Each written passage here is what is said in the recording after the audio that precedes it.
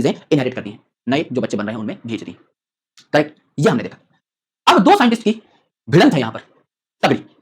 यहां पर दो साइंटिस्ट की बातों को हम लोग देखने वाले हैं और बहुत जनरल लेवल पे देखने वाले हैं, बहुत बेसिक लेवल पे देखने वाले हैं। कोई तगड़ा कंसेप्ट नहीं है, लेकिन सवाल यहां से बन सकता है और अच्छा सवाल बन सकता है। गौर से देखिए, एक जो हमारे साइंटिस्ट है ना, उनका नाम क्या था? उनका नाम था मिस्टर डार्विन, और दूसरे जो साइंटिस्ट हैं इनका नाम है मिस्टर ह्यूगो डी वेरीज। तो यहां पर आपके डार्विन साहब की अगर हम बात करें तो ये आपके डार्विन और ये है आपके Hugo de varies. Hugo de varies ने काम किया किस पे? इवनिंग प्राइमरोज पे, यानी ओइनोथेरा लमार्कियाना पे।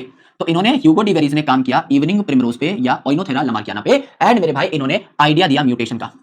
इन्होंने कहा म्यूटेशन क्या है? लार्ज डिफरेंसेस हैं, बड़े डिफरेंसेस हैं जो कि सडनली आते हैं, झटके से आते हैं, अचानक से आते हैं इन अ पॉपुलेशन।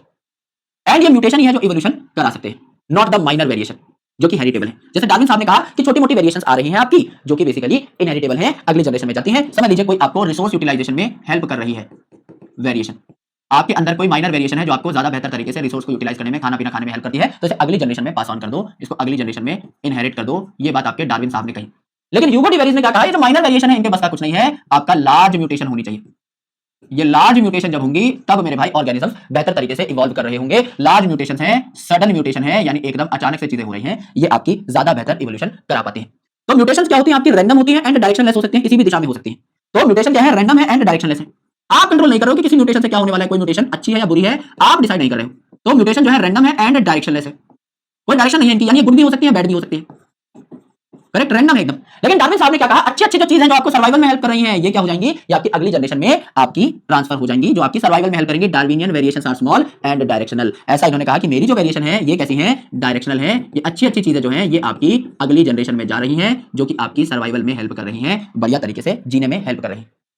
यहां पर फिर इवोल्यूशन जो है for Darwin it was gradual. जैसे हमने एक सीढ़ी बनाई थी तो हमने वहां पर बताया था, डार्विन साहब का कहना था कि इवोल्यूशन जो है क्या है? ग्रेजुअल है, एक स्टेप बाय स्टेप प्रोसेस है। इस प्रकार से आपकी ग्रेजुअल इवोल्यूशन होती है, स्टेप बाय स्टेप आपकी इवोल्यूशन हो रही होती है। लेकिन आपका यहां पर ह्यूगो डी वेरीज ने क्या कहा? इन्होंने कहा सिंगल स्टेप लार्ज म्यूटेशन होती है। एक लार्ज म्यूटेशन जो है सब कुछ उथल पुथल करके रखती है, इसे सॉल्टेशन कहते हैं। तो सॉल्टेशन का कांसेप्ट किसका था? ह्यूगो डी वेरीज का था। ह्यूगो डी वेरीज ने क्या कहा? सॉल्टेशन, म्यूटेशन हो रही है आपकी सिंगल स्टेप में, लार्ज म्यूटेशन हो रही है, इसको हम क्या कहते हैं? आपका सॉल्टेशन कहते हैं। तो कोई ग्रेजुअल नहीं हो रही, सॉल्टेशन आपकी धड़ाम से बड़ी म्यूटेशन हो रही है। तो आपका इन दोनों साइंटिस्ट का जो टकराव था ये हमने देखा। करेक्ट।